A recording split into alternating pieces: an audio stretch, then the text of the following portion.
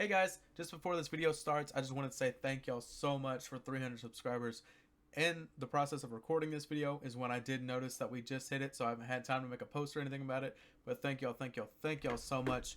Our goal for this year is to hit 1,000, so let's keep it up, and I'll catch you on the next one. See ya. What is going on, everyone? My name is Tanner.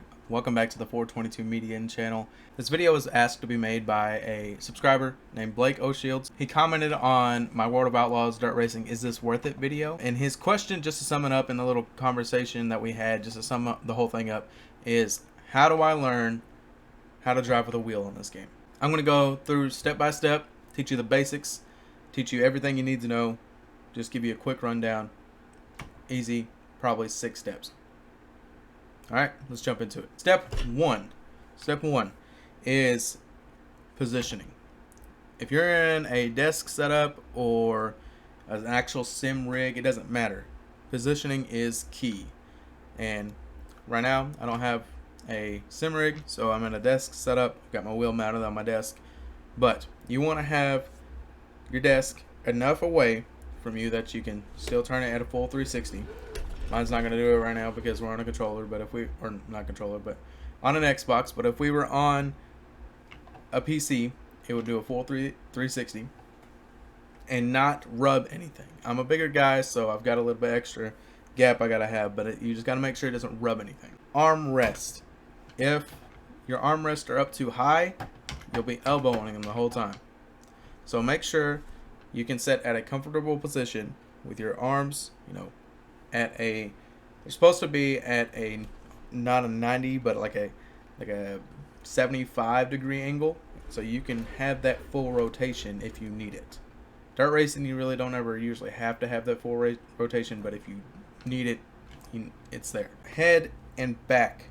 If you're sitting in a desk chair like I am, having a back pillow and a neck pillow, I know you can't see them because my head pillow is underneath my blanket, my back pillow is behind my back, but any lumbar support or head support is great. That way, when you're not in those intense moments and you're not having to set up like this, you can lean back against that pillow.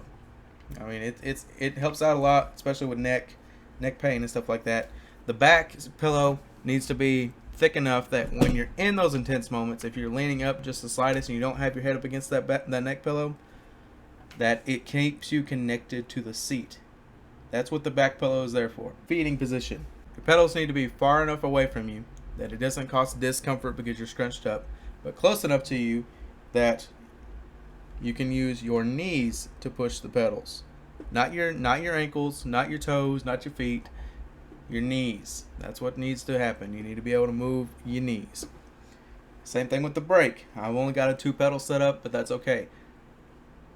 Bend at the knees. I don't even know if you can see that or not, but bend at the knees. Don't use your ankle, buddy, because it'll cause a bunch of discomfort, and those long nights of racing, it's going to suck really bad.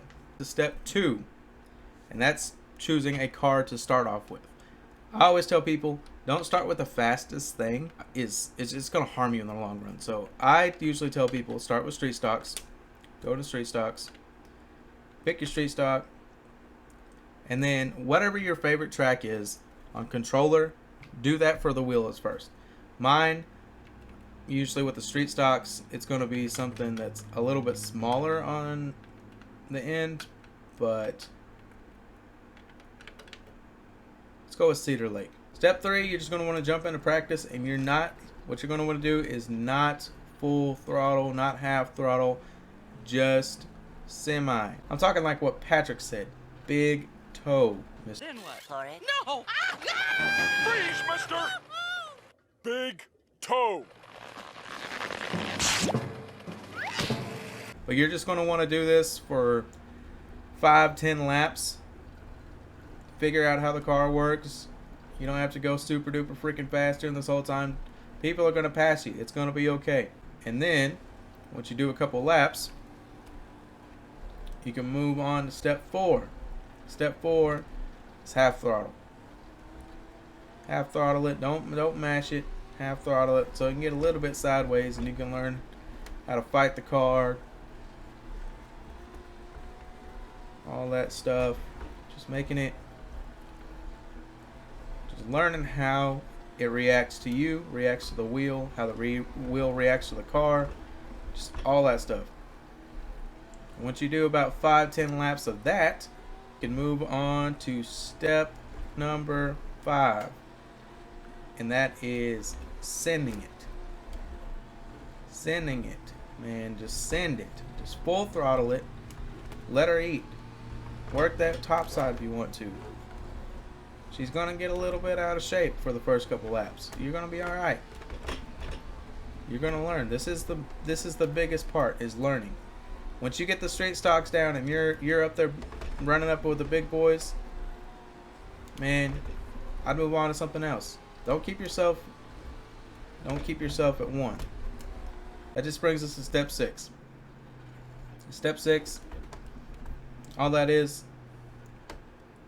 man, this is a game, bro. Once you learn this, just have fun. That's what the biggest thing is about. Don't stress yourself over it if you don't get it the first couple times, bro. Step 6, if I could give you anything for step 6, is don't stress it. You're gonna have wrecks. You're not gonna be good at it the first couple times. I wasn't either. I've been using this wheel since 2017. I know it almost like the back of my hand. I know how it's gonna react to things. I know how the games work with it. If this is your first time using a wheel, don't stress it. Don't stress it. But if this video did help, I really hope it did. Leave a like, hit that subscribe button, share it with a friend that needs some help learning how to do a wheel, needs some help learning how to do pedals, and I'll see you on the next one. Stay classy.